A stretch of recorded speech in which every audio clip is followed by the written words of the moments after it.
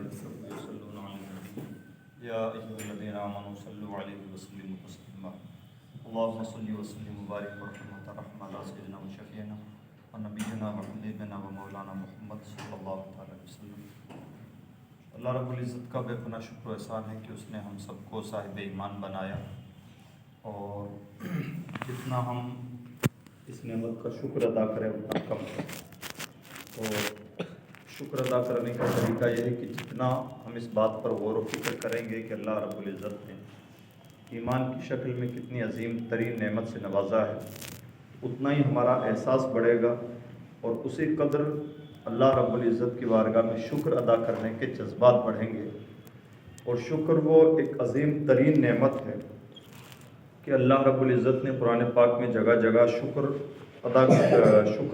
ادا کرنے کی بات بھی کہی، اور ارشاد فرمایا وَاشْكُرُوا لِي وَلَا تَكْفُرُوا، میرا شکر ادا کرو، میرے ناشکری نہ کرو۔ اور اپنے لیے ارشاد فرمایا اِنَّ اللَّهَ شَاكِرٌ عَلِيمٌ، اللہ شکر قبول فرمانے والا ہے۔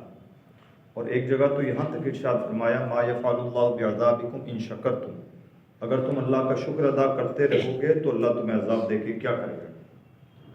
اور ایک جگہ ارشاد فرمایا لَئِن شَكَرْتُمْ لَأَزِيدَنَّكُمْ، اگر تم میرا شکر ادا کرو گے تو میں تمہیں اور زیادہ عطا فرماؤں گا۔ تو گویا کہ اللہ کا شکر ادا کرنا یہ نعمتوں کی کنجی ہے۔ آج کے عہد میں ہم پر جب کوئی مصیبت آتی ہے تب تو ہم اس کا علاج تلاش کرتے ہیں، لیکن اللہ رب العزت نے جو پہلے سے نعمتیں عطا فرما رکھی ہیں ان کا بر وقت شکر ادا نہیں کرتے۔ جب اپنی نعمتوں میں اضافہ کروانے کا اصل طریقہ یہ ہے کہ اللہ نے پہلے سے جو دے رکھا ہے اس کا جتنا زیادہ شکر ادا کریں گے تو اللہ رب العزت اس کی بدولت اور زیادہ عطا فرماتا رہے گا۔ تو ہم سب کو یہ طریقہ اپنانا چاہیے کہ اللہ نے جو جو نعمتیں دی ہیں یاد بھی کریں، ان کا شکر ادا کریں، اور جیسے ہی ہم ان کو یاد کریں گے، ان نعمتوں پر غور و فکر کریں گے تو شکر خود بخود شکر کے جذبات اندر سے امڑنے لگیں گے۔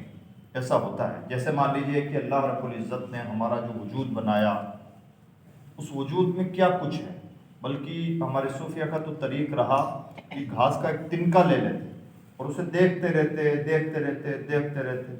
لوگ پوچھتے حضور اس میں کیا دیکھ رہے ہیں، گھنٹوں گزر جاتے، تو فرماتے ہیں اللہ کی قدرت دیکھ رہے ہیں۔ اس طرح چھوٹے چھوٹے ذرات کو جوڑ کر اللہ رب العزت نے ایک تنکا بنایا، اور جتنا زیادہ اس کی نعمتوں پر غور و فکر کریں گے، اس کائنات پر غور و فکر کریں گے، ہر چیز میں اس کی وہ کاریگری، وہ قدرتیں اور وہ اس کا جلال، اس کی تخلیق کے وہ جوہر نظر آئیں گے کہ انسان کی عقل دنگ رہ جائے۔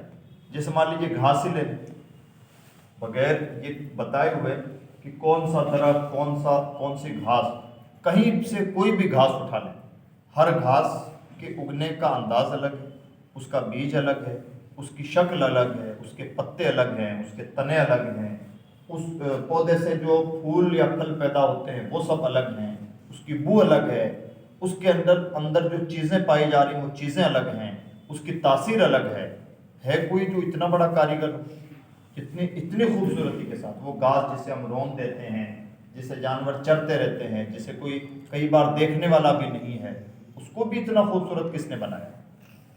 ایک ایک چیز میں اس کی اسی طرح سے کاریگری نظر آئے گی۔ پتھروں میں ہزار قسم کے پتھر نظر آئیں گے۔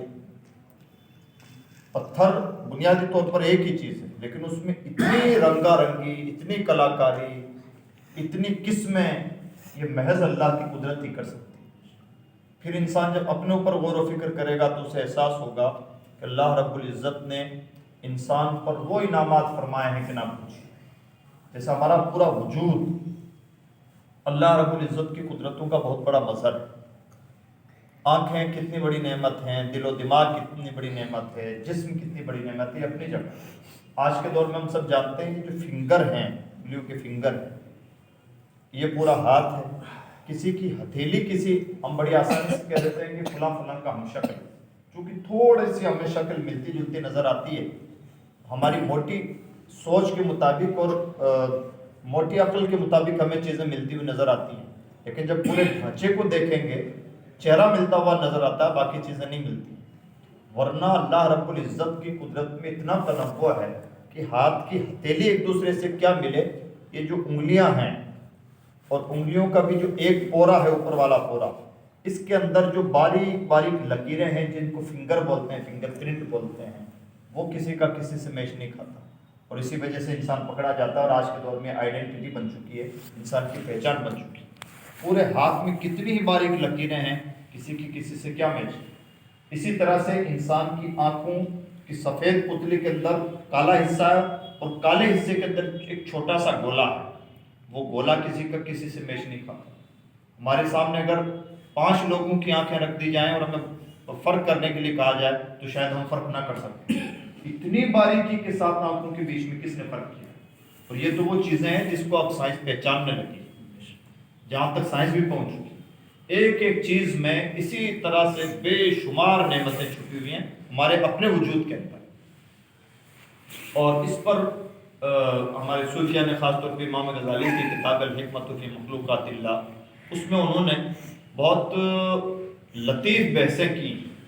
جیسے انسان کا تھوک، یہ بیکار سے سمجھے جانے والی چیز، لیکن اگر انسان کے اندر تھوک نہ پیدا ہو تو انسان حلق سے کوئی لقمہ نیچے نہیں اتار سکتا۔ لقمہ پہلے تھوک سے تر بتر ہوتا ہے، گیلا ہوتا ہے، پھر وہ حلق کے نیچے اتر پاتا ہے، ورنہ حلق کے نیچے نہیں اتر سکتا، بلکہ گلے میں پھنس جائے گا اور انسان کی موت ہو جائے گی۔ یعنی وہ تھوک جسے ہم بیکار سمجھتے ہیں، جس سے ہم گھن کرتے ہیں، جس کو ہم کہیں پر بھی ڈال دیتے ہیں، وہ اتنا قیمتی ہے کہ وہ ہماری ہر بار جان بچاتا ہے۔ اگر تھوک نہ پیدا ہو، لقمہ یہاں اٹک جائے گا اور انسان کی موت ہو جائے گی۔ کمال قدرت یہ ہے کہ تھوک جو بیکار سی چیز ہے وہ اسی وقت پیدا ہوتا ہے جب انسان کو ضرورت ہوتی ہے۔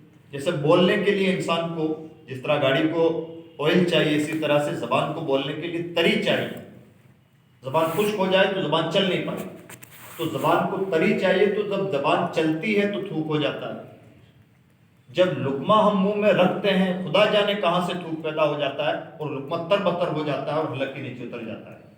ایسا نہیں ہے کہ ہر وقت ہمارے منہ میں بہت زیادہ تھوک ہے۔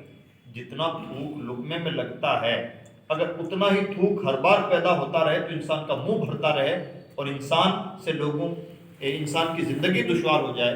لیکن کیا کمال قدرت ہے کہ جس وقت انسان کے منہ کو تھوک کی ضرورت ہے، اسی وقت تھوک پیدا ہوگا، اتنا ہی پیدا ہوگا جتنی ضرورت ہے۔ بالکل ایسے ہی جیسے جب تک ایک عورت ماں نہیں بنتی ہے، اس کے تھنوں میں دودھ نہیں پیدا ہوتا، اور جب وہ ماں بنے گی تو دودھ پیدا ہوگا اور بچے بھر دودھ پیدا ہوگا، اور جیسے جیسے اس کا بچہ بڑا ہوتا جائے گا اور حالات ایسے بن جائیں گے کہ اب اس بچے کو سائڈ کی بھی کچھ چیزیں کھلائی جا سکتی ہیں، ماں کے دودھ کے علاوہ دوسری بھی اس کی غذائیں بن سکتی ہیں، تو آہستہ آہستہ اس دودھ کی مقدار کم ہو جائے گی، اور جیسے جیسے بچہ بڑا ہوگا وہ دودھ آہستہ آہستہ ختم بھی ہو جائے گا۔ تو اتنی کاریگری اس کی قدرتوں کے اندر ہے، اس کی ایک ایک نعمت کے اندر۔ دانت کس طرح کی نعمتیں ہیں، ناخن کس طرح کی نعمتیں ہیں، بہت تفصیل کے ساتھ ہمارے بزرگوں نے ان تمام باتوں پر باتیں کی ہیں۔ ہم سب کو چاہیے کہ بار بار اس کا شکر ادا کرتے ہیں۔